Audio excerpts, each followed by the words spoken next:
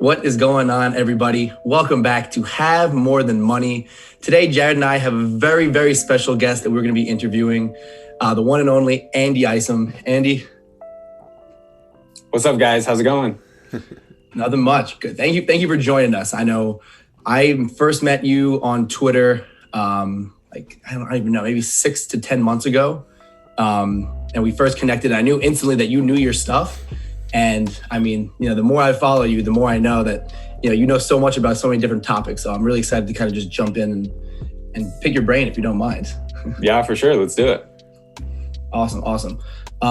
So I guess let's just start off how you got started interested in entrepreneurship and business in general. Like, what kind of your interest? So when I was a kid, I mean, this is going to be like kind of the Gary Vee thing, like the lemonade stand thing. I mean, we all did this, I remember selling snow cones on the corner with one of my good neighbor buddies. And we were always like kind of into that sort of thing, just messing around as kids, trying to make a couple bucks so we could, go buy a video game or something. But I think like the real turning point for me personally, I guess as an adult, was I was going to college and both my parents are engineers. So I kind of felt like that's what I was supposed to do, is be an engineer when I grew up. I mean, both my parents were civil engineers. They both went to college and, they were both really good at math. I was good at math just naturally. So I'm like, okay, well, I guess that's what I'm supposed to do. And both my parents are successful. They were able to give me and my siblings a good life. So I just figured that's what I needed to do to get to, live a good life, is go be an engineer and get a good job. Well, I actually got into school. I went to college and I actually played baseball, and I started doing engineering, taking like the prerequisite classes, I guess, for engineering, a lot of math classes. And first thing I realized was I didn't really like math. And so like calculus, hardcore math like that, I was like, man, this sucks. I do not want to do this the rest of my life. That could probably be an issue for an engineer, right? Yeah. And so I was like, I do not want to sit and do this type of math the rest of my life. The other thing, though, that was, I guess, a little serendipitous was the engineering curriculum, like in college, was like super rigorous. I mean, it was really, really challenging and really difficult. And I was playing baseball, and we would miss in the season, in the spring season, we would miss 21 days of school, which was almost half. I think there was like 44 days of classes in one semester, and we were out of town for 21 of them. So I missed literally half of the classes of the semester. And this was my freshman year. I got so far behind in a couple classes, and it was so hard that I was like, I mapped out all the classes. Like, I'm not gonna be able to do this. So I met with my counselor, and he suggested maybe I look into business school. And I was like, okay, yeah, like that sounds interesting, useful, something that I could, have a career with. And I guess long story short, I completely switched. I totally ditched engineering, jumped right into business school, started taking, classes. I had an entrepreneurship class, a bunch of marketing classes. And then I was just kind of like engulfed in that atmosphere of other, kids who were in business. A lot of them that I met were already like running their own businesses on the side and doing startups and all that kind of stuff. And it really just like opened my mind to like a whole new world of, thinking and career path and stuff. And that's when I started listening to like the Gary Vaynerchuk podcast. I was watching, YouTube videos, reading some business books. And that's when my like gears really started turning. And yeah, so that was, I graduated with my business degree, and since around, 2014, 15, I've just been going at it on my own. I mean, I still have a job. Don't get me wrong. I still actually have a job. I work for a medical company, but I've been just like deep in like trying to build my own side hustle businesses as well. I actually have a few questions in regards to your story. It's funny that you mentioned that you started with Gary Vee. That's like the beginner podcast, right? Like everyone that first gets started starts with Gary Vee until you eventually graduate into, practical advice. But so Jared, really quick before you even start, I remember sophomore year of college, you showed me Gary Vee for the first time, and it was literally just him standing in a parking lot just cursing, like, fuck your parents, like, F this, F that. And I'm like, oh my God, like, this guy is, I feel personally attacked. But that's, yeah, like you said, it's really the beginnings for everyone. So these realizations came for you, Andy, your freshman year of college? Yeah. Yeah, okay. And because mine actually, my realizations, it was very similar. I played baseball, and then my freshman year of college, I didn't play baseball in college, I played in high school. But my freshman year of college, I realized very quickly that entrepreneurship was the way, as opposed to, the 9 to 5. So once you realized that you wanted to do business, you said you switched your major to business. Did you try to start any businesses while in college? And if so, what was the first business that you started with? I never really started anything serious while I was in college, except for the one thing that I did attempt was Amazon. And I mentioned this a few times in my Selling on Amazon podcast. This was my senior year of college. And the reason I guess that I didn't really go deep into, trying to start my own business was because I was playing baseball and going to school and I had like literally no time. So I didn't really feel like I had any time to even pursue my own thing. I was mainly just kind of learning at that point. But my senior year, I'll just tell the story really quick because I remember it vividly. But I was actually sitting in an entrepreneurship class, sitting in the back row next to a couple kids in my class, and they're over there just like not even paying attention to the teacher, just like kind of whispering to each other, looking at their laptop, pointing and stuff and scrolling. And, I was kind of brown-nosing a little bit, like looking over at their computer, like, what is so interesting that these guys are doing? And I can see them just scrolling through Amazon. And they have like some little thing up on their screen, like some little analytics thing. They're like scrolling and looking at stuff. And then I was like, okay, that's funky. So after class, I actually asked them, I was like, what are you guys doing? Like, what are you guys looking at that you're so interested all class? And I knew who they were, so like it wasn't like super awkward, but they're like, oh yeah, dude, we're just doing some Jungle Scout research here on Amazon. And this is back in like 2014. Jungle Scout like was pretty new at that point. And they like showed me how it worked. Then they were telling me a story of how one of their other friends that was actually going to the same school as us was selling $30,000 a month of toothbrush heads, like electric toothbrush replacement heads. He was selling a generic brand replacement for like Oral-B and Philips and those on Amazon, making like 30 grand a month. And that's when I was like, whoa, what on earth? And so then I went home and did my own research, like what is Jungle Scout, and I got like deep down a rabbit hole of that. And so I did make an attempt to start my own Amazon business, but I'm not going to talk about it because I talk about it a bunch in the podcast. But yeah, it kind of fizzled out just because I didn't really have the money or time to really go at it. You probably saw these guys on Amazon. You're like, why are these guys like shopping on Amazon? I know, Jared, we did eBay dropshipping. Yeah. That was like our first kind of business. And, we'd be on eBay and same thing, in class. And I remember, Jared, I feel like it happened to you more, but I had one kid ask me like, yo, why are you shopping on eBay? Like, we're in the middle of election right now. I remember the worst thing that happened to me was I was in public speaking and I gave a whole speech about like what I do like with eBay and why college isn't the way. And then for the rest of the semester, I couldn't open my laptop during class because the professor would know. She would say, Jared, are you selling things during my class? Caught. Yeah. But and I do find it really interesting how you said that you were obviously in the business school and they had like actual entrepreneurship classes that you can take.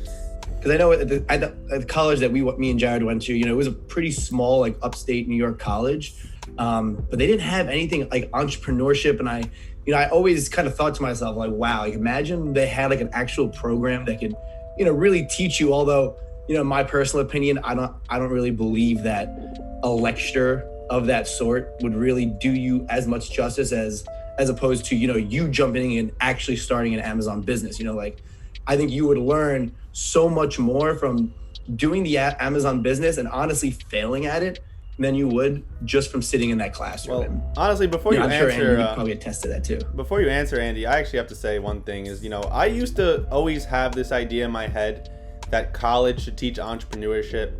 But as I got older and obviously eventually graduated, what I realized was that I think it's better that college doesn't teach entrepreneurship. And the reason why is because the truth is that entrepreneurs or entrepreneurship in general is only meant for the 1%, in my opinion, right? Like what college is doing is it's kind of breeding soldiers, right? It's breeding employees. And the world needs 99% of the people to become employees. And in my opinion, entrepreneurship is really only for the people that have the ability to think outside the box. I think that even if college did teach it, I don't really think it would help.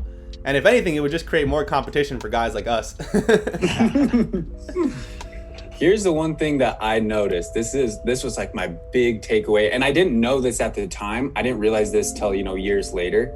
But the entrepreneurship classes, I guess, at my school were very heavily geared towards the entrepreneurship model of like venture capital startup world, like huge funding, like you're creating your like brand new software app and you're going out and raising, $10 million Series A, and then like how do you do a Series B, and like very, very corporate entrepreneurship is what I like to call it, I guess, is very, very high level type of Shark stuff. Tank.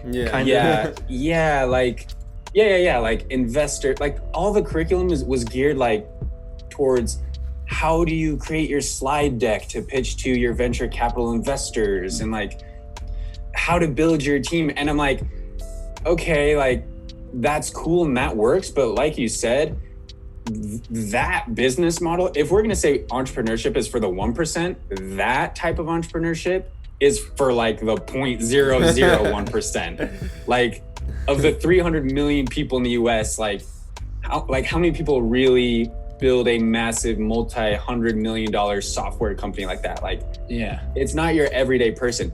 And it was what I realized now, like after graduating and getting into online business, is I wish if they were going to teach entrepreneurship in college, I wish they would teach it for the type of people that can go out and do their own thing, like bootstrap it. Like I'm going to say more practical entrepreneurship, not like, oh, let's go learn how to start a $500 million software company or the next Uber app.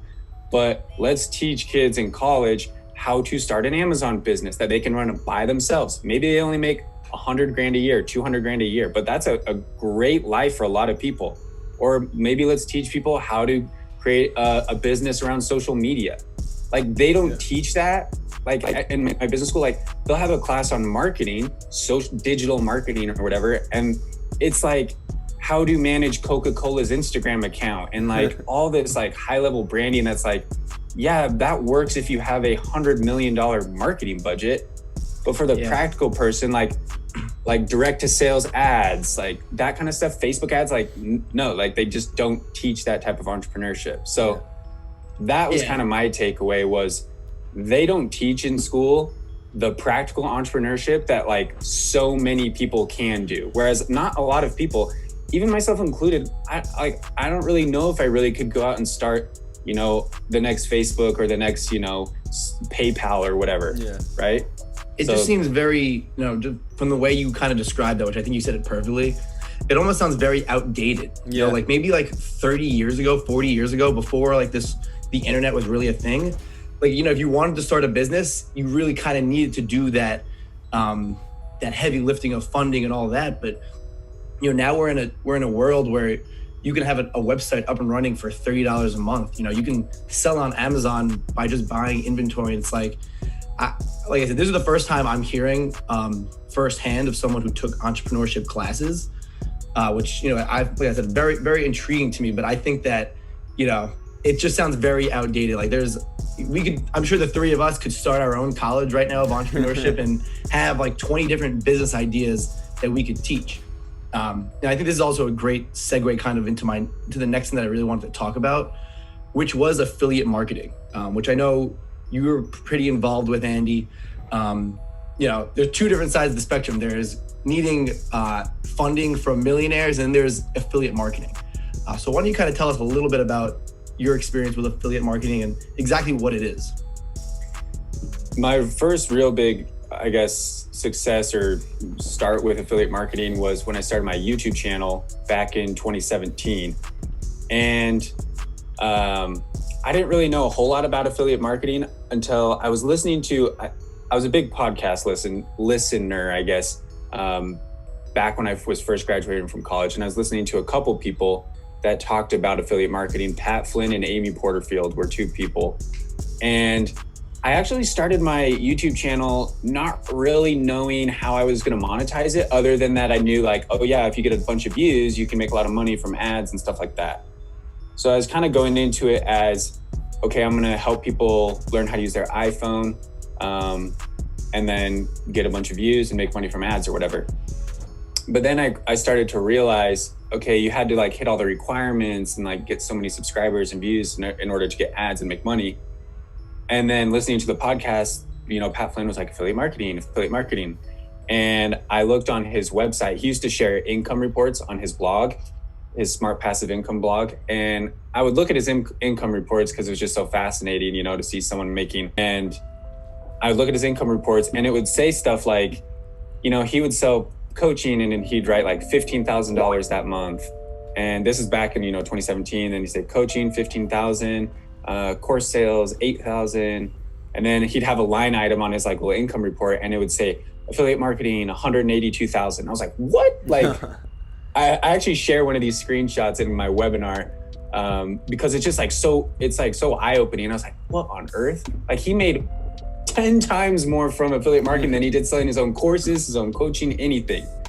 So that's when I was like, wow, this business model literally is amazing because you don't need any credibility. Like if you create your own course or program and nobody knows who you are, no one knows what type of credibility you have, no one's gonna buy your thing. Like no one's gonna buy your program. Whereas if you take something that people already know who they are, they already know the name, they already know the brand or whatever, they trust it, and you just put it in front of the right person and they buy it and you get a piece of the pie, like anyone can do that. Like you don't have to like be pretty on camera, you don't have to have a good voice, you don't have to like have an education. You can create, you know, YouTube channels and Instagram without even showing your face and make a crap ton of money doing this. So I started doing it with my YouTube channels where I kind of switched my focus a little bit. And instead of just doing plain iPhone tutorials only, I was doing stuff where like I would promote or I would do a review of like a software product that I use or something, or like even I would do gear. So like I have a video reviewing my headphones, and I found that you could make so much more money doing that than, you know, just creating, you know, random YouTube videos and hoping you get ad revenue. But yeah, I mean, it's seriously, in my opinion, I say this all the time, it is like the best and easiest way to make money online today. So whether you're doing it through YouTube, Instagram, blog, podcast, it is the easiest way. Go out, find a product, get your little link, throw it in there, wherever it is, Instagram, anything, and you can make money. So I'm sorry if you said this, but what was the product that you were originally selling as an affiliate? I don't really have, I guess, one solid product. Oh. And the beauty of YouTube, and this is why I love YouTube for affiliate marketing, is every single video that I was putting out kind of was promoting a different product. And so I could make a video. So one of my highest paying videos is I did a video reviewing some survey sites. Okay. So it's like how you can like take paid surveys to make some money. And so I like went through the survey sites and found ones that actually work, that actually paid you, put up a YouTube video, and they only pay me like, one of them pays me like $1.50 per referral. Another one pays me like $5 per referral. But that video alone, like that's one video, that video brings in like $2,000 to $3,000 a month. But then I have some other videos where I teach people how to start a blog. And then what I promote is the web hosting software. They pay me $75 a referral. Then I'll do like physical product reviews. I've done some of those. Like I said, I've done my headphones. The video that brings in $2,000 to $3,000 a month, how many views is that video getting? That video is getting, or how many views has it gotten? It has about 300,000 views at this point. Really? It's been 3 years. And what do you, is there any, I mean, me and Mike we're pretty new to YouTube. Is there anything you would recommend to us to get, 300,000 views on a video? Oh yeah, I could open a whole can of worms on YouTube strategy. But the biggest tip that I would say that I tell people too is, don't make videos you think people want to watch. make videos that they want to watch. And the way that you do that is by doing research. So you can use tools like TubeBuddy or vidIQ, which are two tools that I recommend. And I also affiliate for, so that's another way to bring in some money. What is TubeBuddy? We use vidIQ, but what is TubeBuddy? TubeBuddy is basically another type of vidIQ. Same type of software, does a lot of the same type of stuff. I've found that the vidIQ keyword research is a little bit more accurate than TubeBuddy, but I use them both, I guess interchangeably. And I also use TubeBuddy for some other features, more on like the editing and uploading side of things.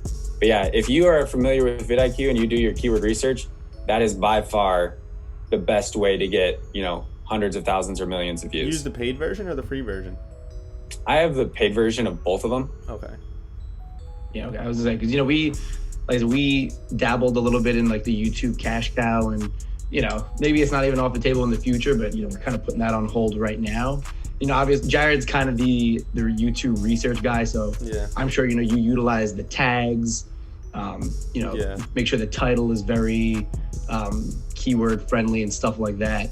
But like you said, Andy, YouTube is such a powerful tool just because, when did you make that video with 300,000 views? I made it back in 2017. Okay, so you made it back in 2017 and it's not going anywhere. Nope. It's up there. You made the video once and now it's just continuing to put money in your pocket. And, that's really just the power of YouTube, which I don't think a lot of people can really grasp, how profitable and how passive it can really be. Yeah. And the other thing that I love, I'll just say this really quickly while I'm on my, YouTube soapbox here. But the other thing that's amazing about YouTube compared to any other social media platform, the only other thing that would maybe come close would be blogging. But there's some crazy stats out there. I don't remember them at the top of my head, but I'm just gonna pretend that I know. But I saw a crazy stat that was something like there's 1.2 billion websites. And I can't remember, it was a few 100 million YouTube channels. Now that sounds that's a ton of YouTube channels, but if you look at it compared to websites, they're insane amount of websites, and it's really, really difficult. I've done blogging as well for years, and I don't really blog anymore because it is extremely difficult to rank in Google for blogging, but it's way easier to rank in YouTube for videos.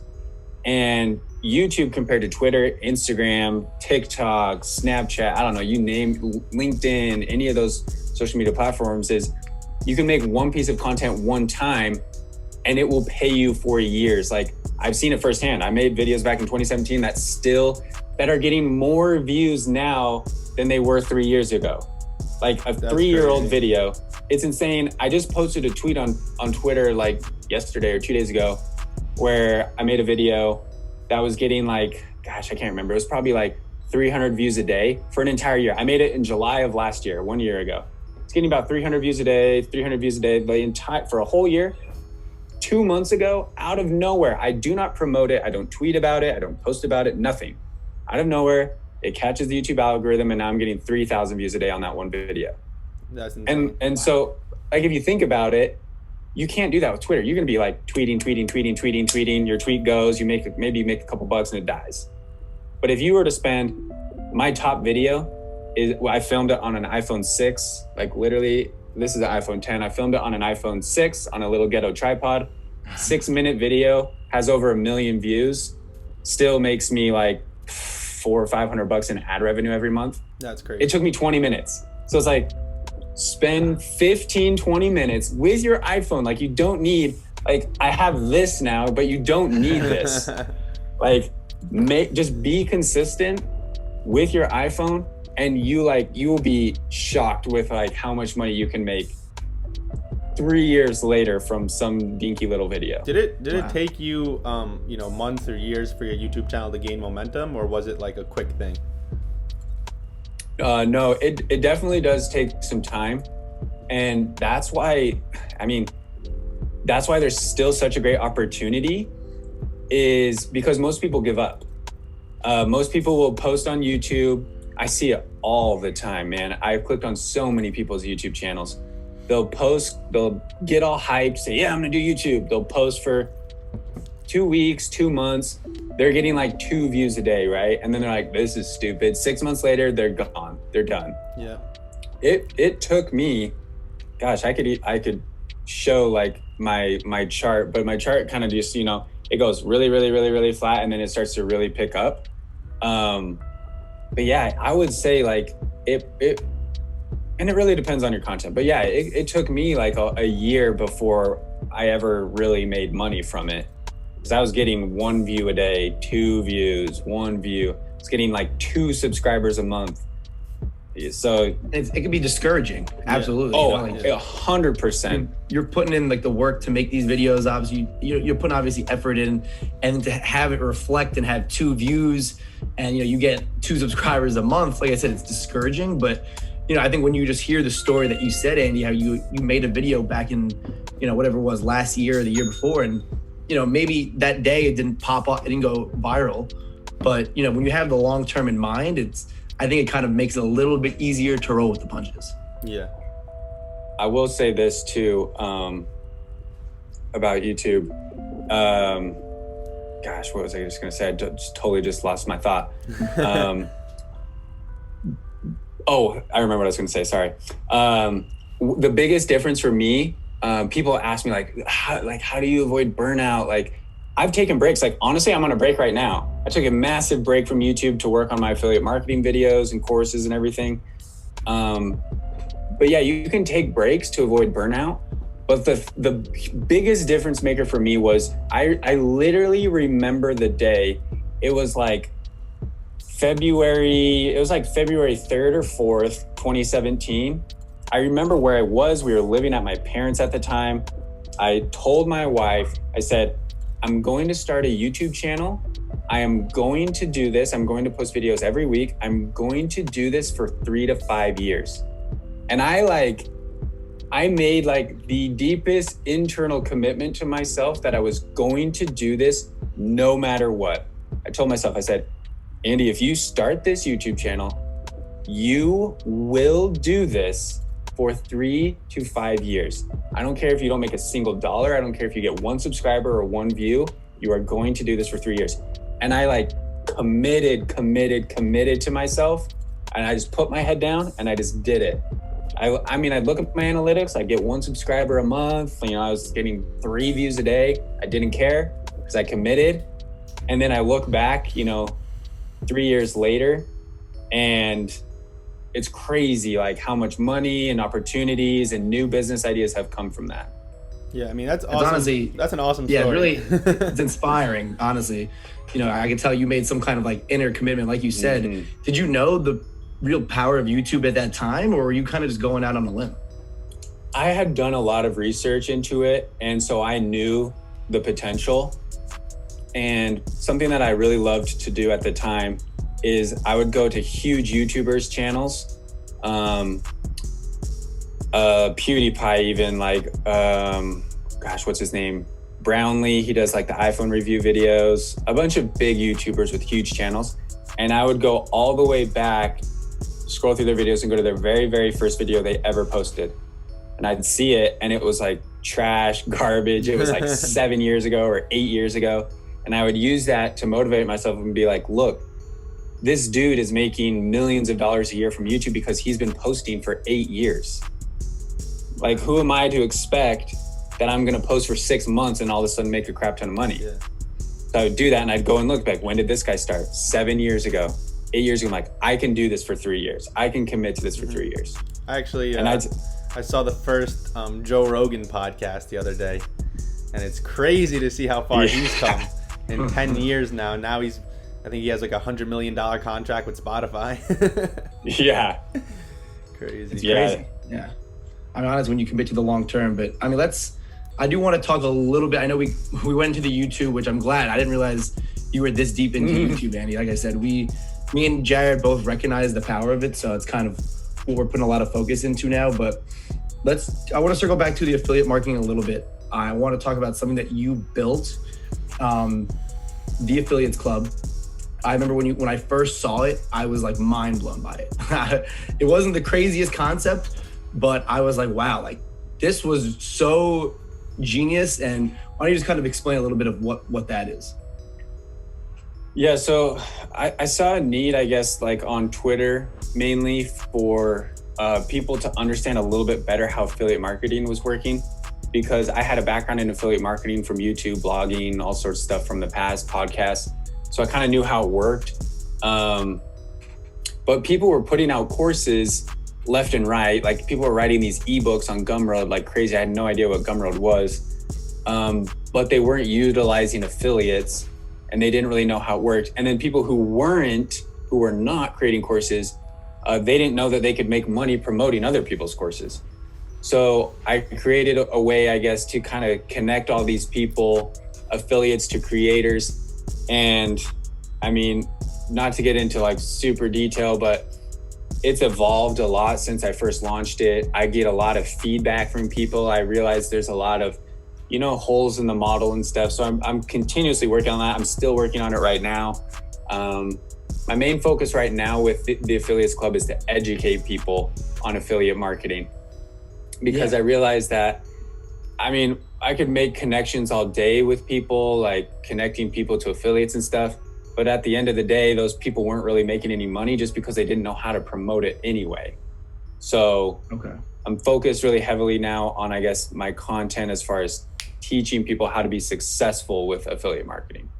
Yeah, and I think that Twitter is such a crazy platform because, I've seen people with 100, 115 Twitter followers make affiliate sales. And, like we said before, they didn't put time into creating the content. They didn't create any kind of special offer. They, built a small following, which, obviously 100 followers is a start, but the fact that you're able to make a sale off of that following is pretty crazy. And that's interesting that you bring up the point that people weren't really able to make money. I guess you do need someone to sell the product to at the end of the day, which is kind of the biggest hurdle. Yeah, definitely. You definitely need traffic. But I personally believe that your strategy for promoting a product plays a bigger part in the actual number of sheer followers that you have or traffic, because you can have, like, let's just say you can have 100 followers and have a really great promotion strategy, the way that you promote the product, and you can make, let's say, two sales that earn you $20, right?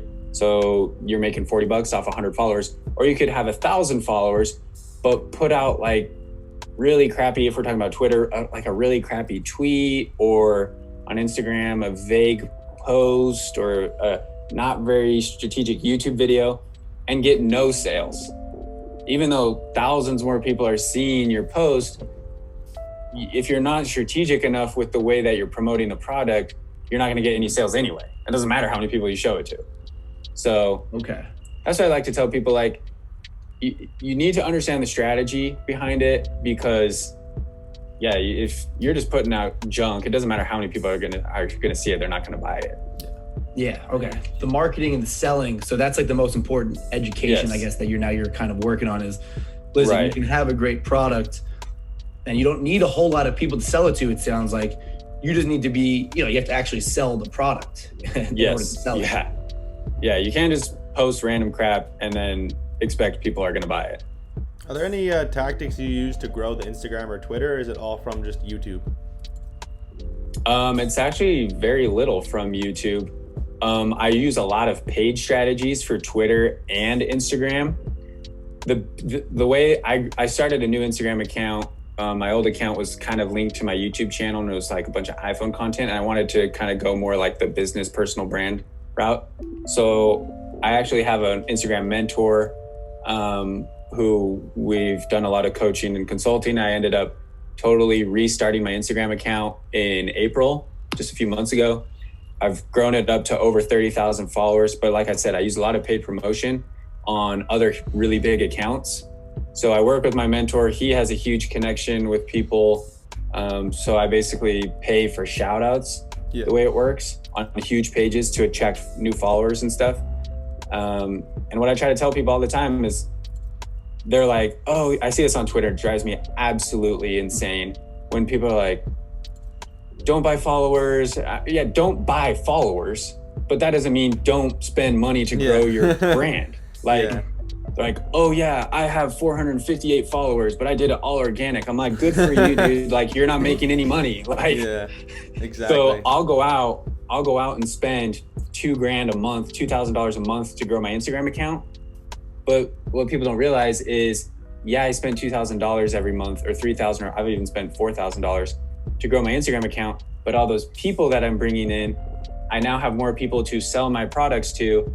And then if I spend $2,000 and I end up making $5,000 from what I sell to those people on Instagram, I get my profit of $3,000, and then I repeat it and do it again the next month. Yeah. That's how I've grown to 30,000 followers in 3 months. Awesome. Yeah. And I'll let you handle that one, because Jared's the Instagram guy. I've done a very, very similar strategy. Honestly, started probably the same time as you, and I've probably invested at this point, honestly, close to 30,000. Same exact thing as you too. I hired a guy that has connections, and I get shout outs from all the big pages for, you know, pretty good prices because of, you know, his negotiating. Like, I remember one page, I DM'd them myself and they were going to charge me $1,200 for 10 posts. And then I had him DM them and I was able to get 10 posts for $600. So it really did go to show, even though I paid him a lot, I would say it definitely pays for itself. Now, that's the exact strategy I use to grow my Instagram. I've been trying to tell Mike to use paid strategies to grow his Twitter. Do you have any paid strategies for Twitter that he can use? Yeah, so I've done a lot of paid strategies for Twitter too. And again, like, I kind of giggle when people get all like defensive about using paid strategies. Money Twitter, I mean, are both of you guys on Money Twitter? I'm not. He is. Okay, yeah. Okay. Money Twitter, man, it's an interesting community. Like, it's funny because I feel like up front, everyone's so positive and upbeat, but like behind the scenes, man, people will just like poke at you. Yeah. Oh, they're vicious. For every little thing that you do, they'll just like, I don't know. That's just the vibe I get. But so some paid strategies I use for Twitter is I actually started out running Twitter ads. So I just do Twitter follower ads. And the thing that really sucked about that, well, it was actually working pretty well, but the thing that sucked is I made some type of mistake where I accidentally duplicated a bunch of my ads on accident, and I got my account shut down because they thought I was spamming. Like, I thought I was using.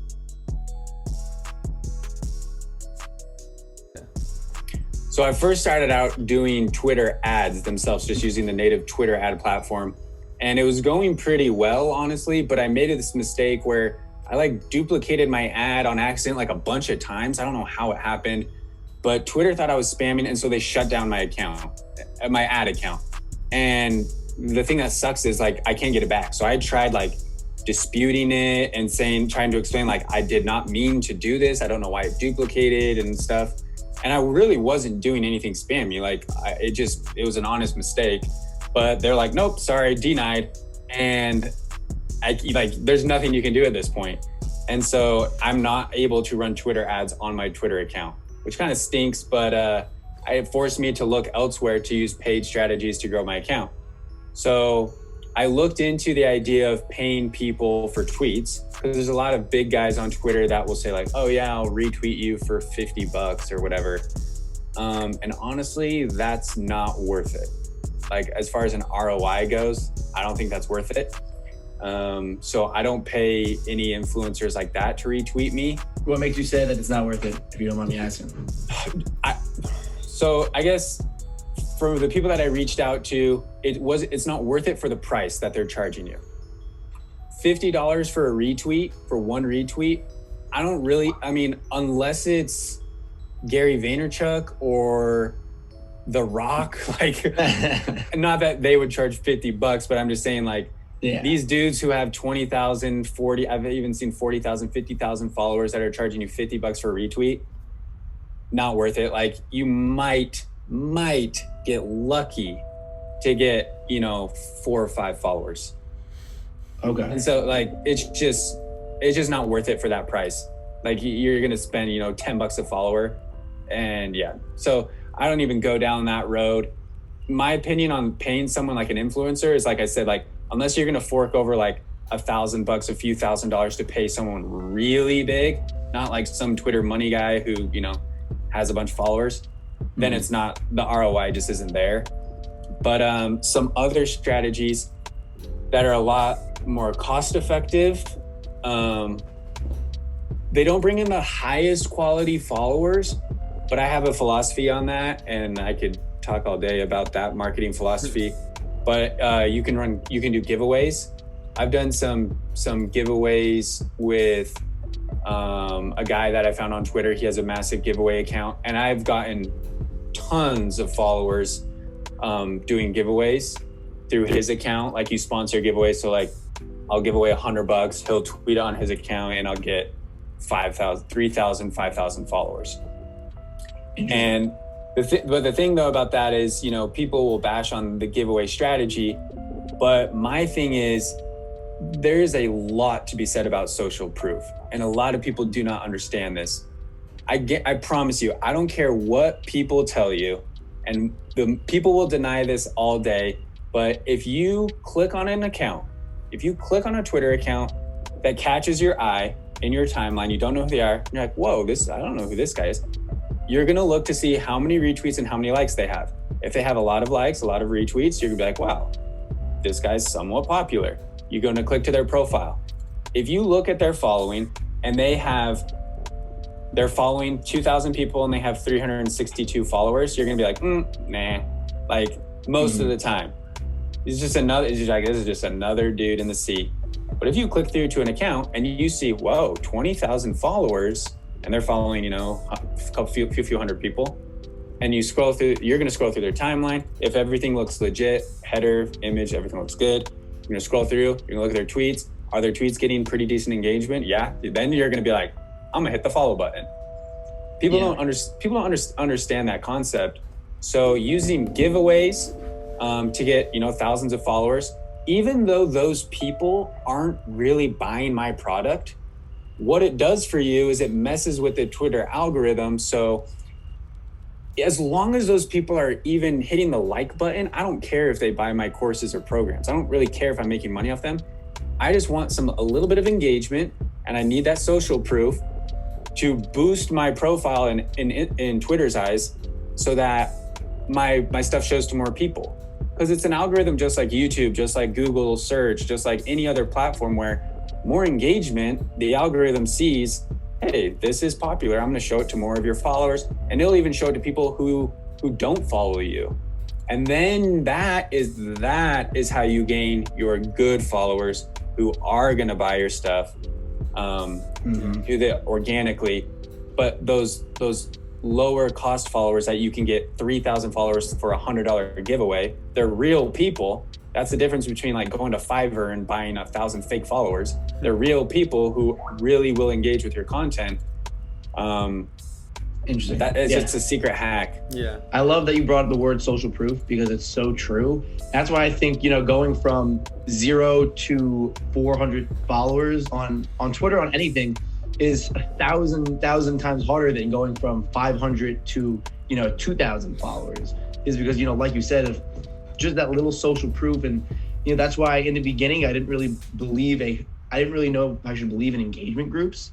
But, you know, like you said, just seeing a tweet that has 10 favorites will honestly make someone else like the tweet, just because other people like it. It's like the snowball is so prevalent in so many different parts of, you know, social media. I think you kind of just explained it perfectly, Andy. But one more thing I need to get to at least a little bit before we end the interview is Amazon FBA. I know you're kind of deep in that right now. Jared and I have had some discussions. I think Jared is a little more serious about kind of jumping into it in the very near future. Give me a very, very brief rundown of exactly what it is. And don't give me your secret sauce, but like I said, entice our audience. You can give as much of the secret as you want. Yeah. I'll just say this, like, there's a snippet in my guide. I'm putting out a written guide that has 67 lessons learned, not secrets, 67 lessons learned during our first year selling on Amazon, going from 0 to $200,000 in sales. Literally, Amazon is the best platform to sell a physical product online. I don't care, like, I don't want to hear anyone's Shopify. I've sold on Shopify. I have done drop shipping on Shopify. Andy, watch it. I am sorry. I will fight you to the end of time on like the Shopify. I'm not saying don't do Shopify, because we're actually going to launch our Shopify store for our Amazon brand. But if you are starting a physical product and okay, let me rephrase this really quickly. If you don't know what you want to sell, if you have your product and you're like, oh my gosh, I know exactly, I'm going to do these Facebook ads, it's going to work, like, go for it. Go do Shopify. That's awesome. Like, you'll do it really well. But if you're the type that's like, I don't know what I want to do, I want to sell something, and I want to do e-commerce, want to sell a physical product, like, the answer is Amazon FBA. Like, it is insane how powerful Amazon is. And after kind of getting in this world, working with our mentor, seeing how many literally millions of dollars he makes from his different brands, how successful other people that I've met after doing this, how successful they've been, how successful we've been. And like I said, I've done drop shipping, I've done Shopify, I've done all that kind of stuff. The organic reach on Amazon, like, it does not compare to anything else out there. So yeah, I mean, is there any advice you can give when it comes to, picking a product or, making sure that product sells? Do you do private label as well, or?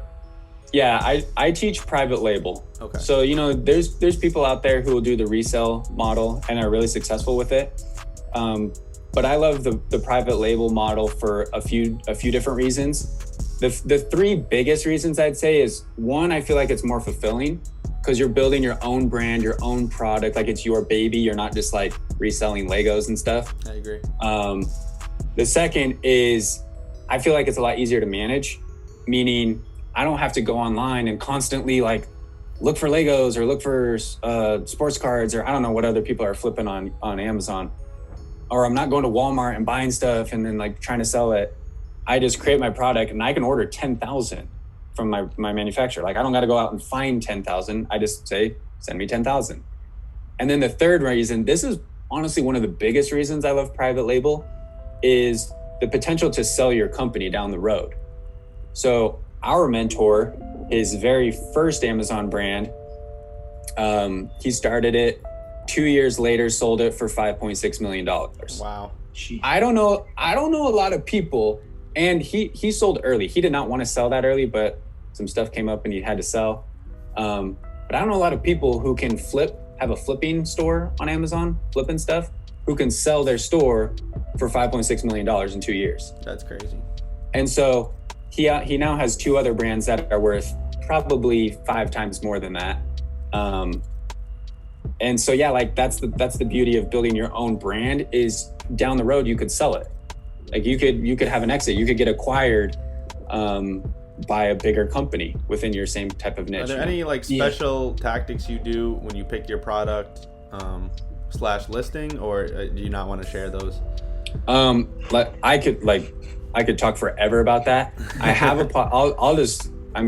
if you guys don't mind. We're gonna drop the podcast and the YouTube bio for sure. So if you want, the easiest thing for me to do, honestly, is I would just pitch my podcast. It's on Apple and Spotify, and I literally talk through the entire process. So I talk through how I'd go about finding a product, how to do the research, how to make sure it sells. It's just like an 8-episode mini series, and I'm also now putting out some additional content. But that and my written guide that I'm launching, like that has the 67 lessons, I literally like dumped everything that we've learned in the past year onto paper. And I think that, I'm biased, but I think it is like probably one of the most strategic, comprehensive guides that I've seen as far as, doing a private label Amazon business. So let me ask you a question. When it comes to the Shopify with Amazon, right? And you said you haven't done that yet, or you have, or you're planning on doing it? We're planning on doing it. Okay. This was just advice from our mentor, is when you launch your product, launch on Amazon, put everything behind it. Put all your energy behind getting your Amazon listings up and getting traffic. You don't want to be like on Amazon, like you don't want 1 foot on Amazon, 1 foot in Shopify, and like kind of giving each one half effort as far as where you're sending your customers. Send all your customers, and like I said, we're following our mentor here. Send all your customers to Amazon for the first while. Maybe that's a year, maybe that's 2 years, I don't know. Get your brand established, get good organic sales, build your business, and then you can branch off, start your Shopify store, start to reach a new audience. When you do Shopify, do you sell on Shopify or do you use Shopify to get people to Amazon? The model that I'm talking about is using Shopify to fulfill yourself, not to get people to Amazon. Okay, so when you make a Shopify sale, where would you ship the product from Amazon's warehouse or your home? Our own warehouse, but okay. The model that I teach and that we are going to follow, I guess, is by the time you're ready to launch your own Shopify store, you're doing enough volume in sales to where you can have a fulfillment center do this for you. So it's almost like, I guess, creating your own little Amazon, but there's some perks to both. So for example, initially, we would probably just fulfill out of our house. But once we get to the point where we're selling, 100 per day on Amazon, 100 units per day on Amazon, and 100 units per day on Shopify, the 100 units per day, I do not want to do that. I'm not trying to fulfill orders all day. So we'll hire a fulfillment center locally here in Utah and have them monitor our orders, and they will pick and pack and ship it out. Okay.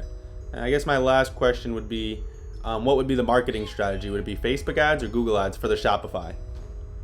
Yeah, so that's the big reason why you do want to get into Shopify eventually, and why there is some perks to that is because with Amazon, you cannot install a Facebook pixel. So there's no way really to do conversion optimized ads. Whereas Shopify, you can put your Facebook pixel on your store and convert, run Facebook ads for conversion pixel. That's the main strategy there is on Amazon, you run Amazon pay-per-click ads. So those are just Amazon native sponsored ads. Shopify, you run your Instagram and Facebook ads. You could even do YouTube ads are really powerful as well. And, run them to convert for your pixel and then fulfill them, from your house or from a fulfillment center. Okay. Yeah. And just to kind of create like a little bit of an asterisk here, you spoke about the drop shipping, and I 1000% agree that, me and Jared, we do a different kind of e-commerce, which, we're not going to get into, but, we sell expensive items and we don't even touch Facebook. And, we are so anti AliExpress and Facebook ads method where, just from the brief research that I've done in the last couple of weeks on Amazon, if you're in love with the AliExpress and you want to create your own brand, which I think creating your own brand is, like you said, is definitely the way to go if you're going to sell cheaper products.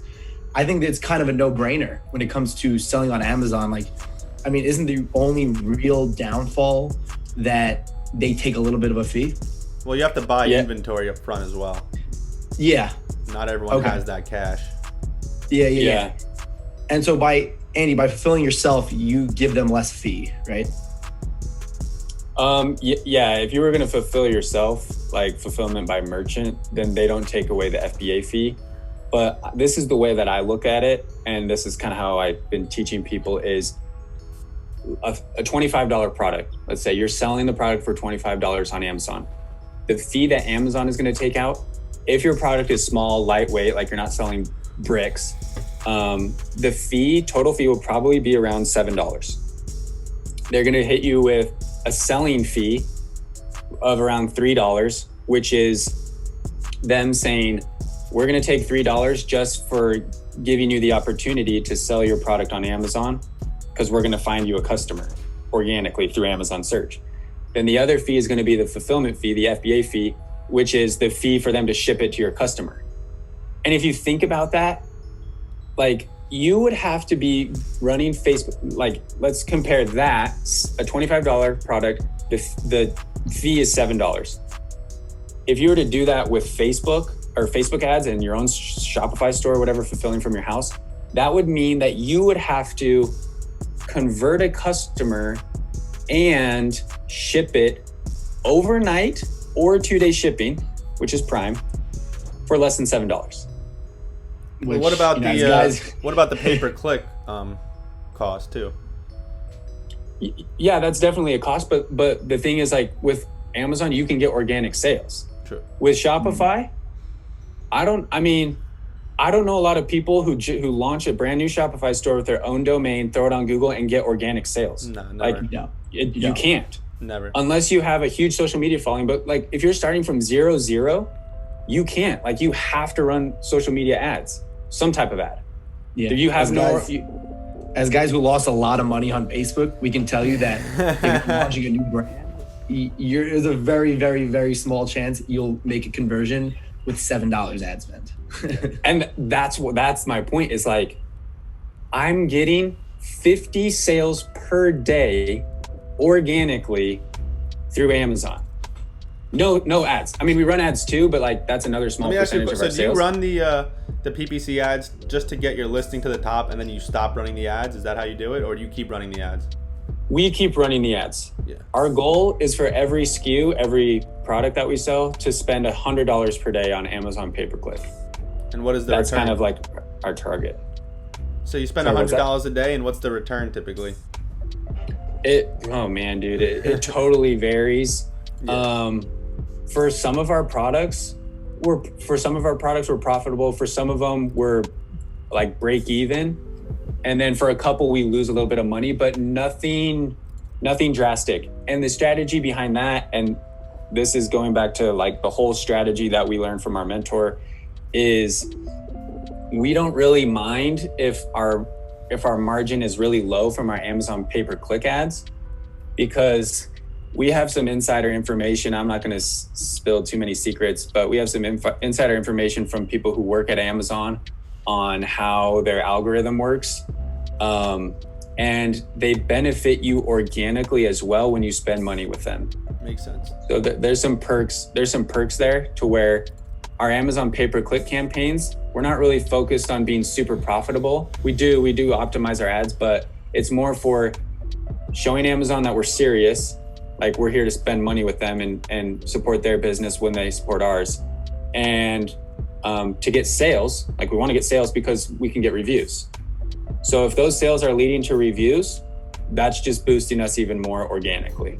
So it's kind of that cycle. Like, if we break even and I don't make any money, but I don't lose any money, I don't care, because I'm getting more sales, I'm getting more reviews, we're building our organic reach.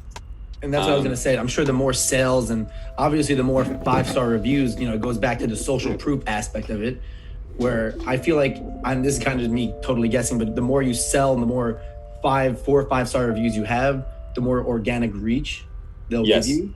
Yes. So it's very interesting that you say, listen, maybe you'll break even for the current batch of inventory. Mm-hmm.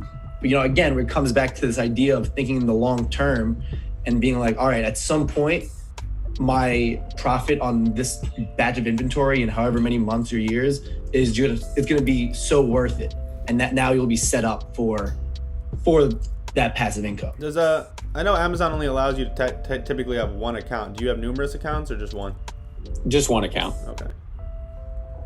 Awesome. But yeah, I mean, like you said, I just want to hit on this one more time. Like, if you can go out there with your own Shopify store and your Facebook ads, and you can convert a customer selling, a $25 product, if you can convert a customer and pay for shipping to get it to them overnight or 2-day shipping for $7, then I'm amazed.